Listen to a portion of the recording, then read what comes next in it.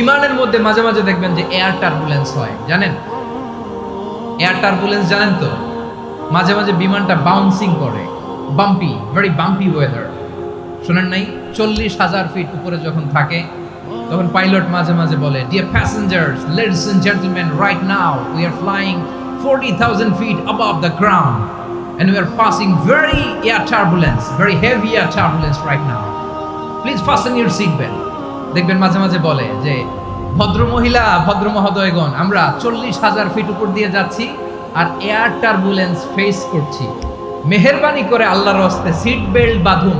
তখন বিমানটা এরকম বাউন্সিং করে, শেকিং করে। আপনারা মুখোমুখি হয়েছেন?